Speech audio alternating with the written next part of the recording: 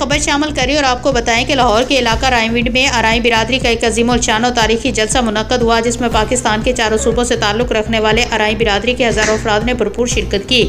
जलसे में साबिक़ गवर्नर पंजाब और सेनेटर चौधरी मोहम्मद सरवर, जनरल ज़ियाउल हक मरूम के भाई, अराई बिरादरी से ताल्लुक़ रखने वाले अराइकीन, कौमी और सूबाई असम्बली, MNA और MP समेत मुल्क भर से अहम सियासी, समाजी और मोअज़्ज़ज़ शख्सियत ने शिरकत की। इस मौके पर अराई कम्युनिटी पाकिस्तान की मरकज़ी और सूबाई तंजीमी बॉडी की तश्कील भी अमल में लाएगी। इजलास के दौरान मुत्तफ़क़ा तौर पर आपको अराई कम्युनिटी पाकिस्तान का मरकज़ी नायब सदर मुंतखब किया गया। शुरा ने उनकी क़यादत, खिदमात और सलाहियतों पर मुकम्मल एतमाद का इज़हार करते हुए इस इंतखाब को खुशाइन करार दिया। इंतखाब के बाद शुरा ने भरपूर दाद दी और इज़्ज़त और वक़ार की अलामत कहा गया।